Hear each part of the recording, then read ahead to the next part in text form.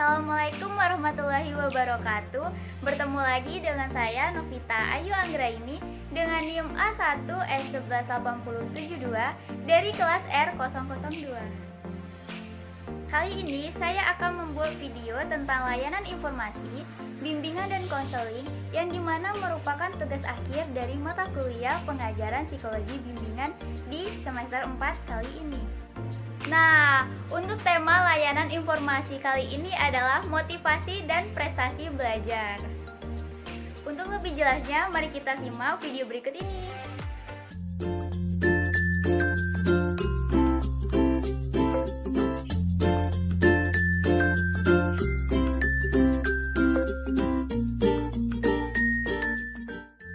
Assalamualaikum warahmatullahi wabarakatuh.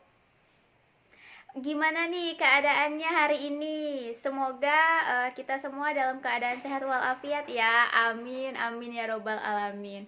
Oke, sebelum mulai ada baiknya kita berdoa terlebih dahulu. Doanya akan kakak pimpin. Berdoa dimulai.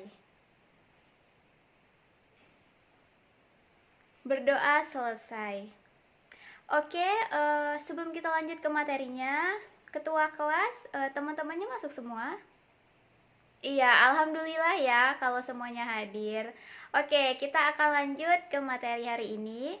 Kakak akan menyampaikan materi mengenai motivasi dan prestasi belajar. Oke, sebelum kita lanjut ke materi berikutnya, ada yang tahu nggak nih motivasi belajar itu apa? Iya, bener banget. Motivasi belajar adalah suatu semangat ataupun dorongan yang bisa berasal dari diri kita ataupun dari luar diri kita yang membuat kita terdorong atau termotivasi untuk melakukan suatu pembelajaran. Baik, itu dia tadi pengertian dari motivasi belajar. Nah, selanjutnya kita akan ngebahas tentang fungsi motivasi belajar. Jadi, di sini kakak telah merangkum 3 fungsi motivasi belajar. Baik, fungsi motivasi belajar yang pertama yaitu mendorong manusia untuk berbuat. Nah, apa sih maksud dari mendorong manusia untuk berbuat? Oke, langsung kita kasih contoh ya. Di sini kakak punya satu kata bijak, yaitu dengerin ya. Pada saat kita rebahan, maka ketahuilah 3.000 orang di luar sana sedang berlomba-lomba untuk belajar. Nah, dengan mendengar dan mencerna kata-kata bijak tadi, diri kita akan termotivasi untuk bergerak dan menyegerakan untuk belajar. Maka, fungsi motivasi yaitu mendorong manusia untuk berbuat. Berbuatnya ia segera melakukan belajar. Oke, fungsi motivasi yang kedua yaitu menentukan arah perbuatan, yakni ke arah tujuan yang hendak dicapai. Nah, contohnya gimana sih Kak? Kayak gitu kan. Misalnya, kita ingin lulus UN dengan nilai tertinggi. Maka kita harus tahu nih, arahan kita belajar supaya tujuan kita tercapai. Misalnya, kita bisa berlatih soal-soal, memperbanyak bimbel, dan memperbanyak buku bacaan, kayak gitu. Nah, lanjut aja, fungsi motivasi yang ketiga yaitu menyeleksi perbuatan yang harus dikerjakan yang serasi guna mencapai tujuan dengan menyisihkan perbuatan-perbuatan yang tidak bermanfaat bagi tujuan tersebut. Nah, maksudnya gimana sih Kak? Ya, tadi kan tujuannya pengen nilai UN-nya tinggi. Jadi, kita harus menyisihkan perbuatan-perbuatan yang gak bersangkutan dengan membuat nilai UN kita tinggi. Contohnya, nilai UN kita tinggi itu dari banyak berlatih soal-soal, menambah buku bacaan, terus perbanyak bimbel juga, terus banyak tanya-tanya sama kakak kelas, guru-guru, bahkan orang tua bisa kita tanya juga. Jadi perbuatan yang gak penting, gak berkaitan, misalnya latihan futsal, itu kan tidak mendukung untuk nilai UN kita jadi tinggi, atau rebahan, atau menonton, itu sebuah perbuatan yang gak ada sangkut pautnya untuk membuat nilai UN kita tinggi, kayak gitu. Nah, selanjutnya ada jenis-jenis motivasi. Jadi, jenis-jenis motivasi itu ada dua. Yang pertama yaitu motivasi intrinsik dan yang kedua motivasi ekstrinsik. Motivasi intrinsik adalah keinginan bertindak yang disebabkan oleh faktor diri kita sendiri. Nah, contohnya gimana sih, Kak? Baik, contohnya misalnya nih, kita mau masuk ke Universitas Indonesia, yang dimana kita rasa kita punya kemampuan akademik dan mampu bersaing di Universitas Indonesia. Dan kita punya semangat juang yang tinggi, maka itu adalah faktor intrinsik. Nah, selanjutnya yaitu motivasi ekstrinsik. Apa sih motivasi ekstrinsik itu? Motivasi ekstrinsik adalah motivasi yang berasal dari luar diri kita. Contohnya gimana sih, Kak? Oke, baik.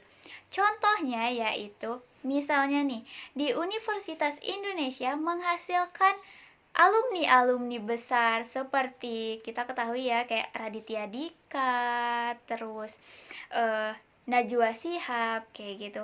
Dengan kita melihat, oh, alumni-alumni Universitas Indonesia hebat-hebat ya.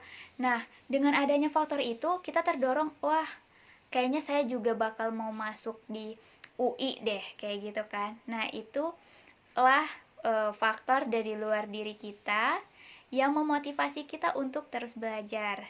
Maka, ini disebut dengan motivasi ekstrinsik atau motivasi yang berasal dari luar diri kita. Oke, itu dia tadi mengenai motivasi dalam belajar. Selanjutnya kita akan ngebahas tentang prestasi belajar. Nah, ada yang tahu nggak sih pengertian dari prestasi belajar itu apa? Iya, oke, bener semua ya. Nah, di sini kakak kasih kesimpulannya. Menurut Winkel, 1996, prestasi belajar merupakan bukti keberhasilan yang telah dicapai oleh seseorang. Nah, kalau itu menurut Winkel. Nah, sekarang menurut Arif Gunarso, 1993, prestasi belajar adalah usaha maksimal yang dicapai oleh seseorang setelah melaksanakan usaha-usaha belajar. Nah, oke, itu dia tadi pengertian menurut para ahli. Sekarang, kakak akan menjelaskan sedikit pengertian dari prestasi belajar. Oke, prestasi belajar itu adalah sebuah hasil yang dimana setelah tercapainya usaha-usaha yang kita lakukan. Misalnya nih, kita pengen ranking 1. Terus, kita step by step belajar, menambah buku bacaan, banyak bertanya, menambah pengalaman. Itu usaha-usaha untuk mencapai prestasi belajar. Nah, prestasi belajarnya yaitu pada saat kenaikan kelas kita mendapatkan ranking 1. Itulah yang disebut dengan prestasi belajar. Prestasi belajar juga ada faktor-faktornya loh yang mempengaruhinya. Nah, adik-adik tahu nggak sih faktor apa saja yang mempengaruhi prestasi belajar? Iya, benar sekali. Ada 2 faktor yang mempengaruhi prestasi belajar kita. Yang pertama yaitu faktor internal, dan yang kedua ada faktor eksternal. Oke, kita akan ngebahas dari faktor internalnya dulu ya. Ada 3 di dalam faktor internal. Yang pertama yaitu faktor intelijensi atau kemampuannya. Biasa ini kemampuan bawaannya ya, kayak IQ-nya yang tinggi, kayak gitu. Yang kedua ada faktor minat, yang memang kadang kan ada ya tipe orang yang suka banget baca buku, yang belajarnya tuh kayak gak berhenti belajar, kayak gitu. Nah, itu bisa jadi faktor minat. Terus yang ketiga, yaitu faktor keadaan fisik dan psikis. Nah, faktor psikis dan fisik ini juga mempengaruhi loh prestasi belajar kita. Fisik yang lengkap, terus psikis yang sehat, itu sangat-sangat mempengaruhi prestasi belajar kita. Karena kalau misalnya nih, kita flu, tapi kita tetap datang ke sekolah, guru ngejelasin, karena kita keadaan kondisi juga kurang fit, itu bakal ngurangi konsentrasi kita, dan ya, pelajaran yang masuk juga sedikit karena kita hilang konsentrasi gara-gara flu, kayak gitu. Oke, yang kedua yaitu faktor eksternal. Ada 3 juga. Faktor eksternal yang pertama itu ada faktor guru. Jadi kalau misalnya nih, kita suka belajar matematika, tapi gurunya kita nggak suka, maka pelajaran itu nggak akan masuk. Tapi kalau misalnya kita nggak suka matematika nih, tapi gurunya menyenangkan, kayak wah asik kayak gitu, lama-kelamaan kita juga bakal suka sama pelajaran matematika tersebut. Dan kita bisa nih mendapatkan nilai yang tinggi. Itu contohnya. Baik, yang kedua ada faktor lingkungan keluarga. Faktor lingkungan keluarga sangat berpengaruh besar ya dalam prestasi belajar kita. Misalnya nih, nggak bisa matematika, kayak susah, udahlah susah, banyak rumus, gurunya di sekolah nyebelin. Nah, faktor keluarga lah yang mendukung dengan adanya prestasi belajar. Kita bisa minta mah, bimbel dong, aku nggak bisa nih matematika, susah banget, mana gurunya nyebelin, killer, kayak gitu. Jadi faktor keluarga merupakan faktor eksternal dalam kita meraih prestasi belajar. Dan yang terakhir adalah faktor sumber belajar. Nah, kalau zaman dulu kan sumber belajarnya cuma dari buku doang. Kalau kita sekarang nih udah banyak dari artikel, internet, majalah, buku-buku bacaan pun udah banyak banget. Nah, itu dia tadi faktor-faktor yang mempengaruhi prestasi belajar. Wah, nggak kerasa ya materi kita pada hari ini udah selesai. Oke, jadi kita udah ngebahas ya tadi tentang motivasi belajar itu apa, fungsi motivasi belajar apa, terus ada juga jenis-jenis motivasi belajarnya itu ada 2 ya, motivasi intrinsik dan motivasi ekstrinsik. Selanjutnya juga ada kita ngebahas prestasi belajar itu apa, terus faktornya yang mempengaruhi prestasi belajar itu apa. Oke, karena materi kita pada hari ini telah selesai, maka telah selesai juga pertemuan kita pada hari ini.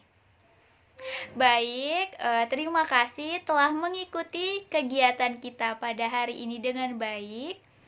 Kakak ucapkan terima kasih. Wassalamualaikum warahmatullahi wabarakatuh.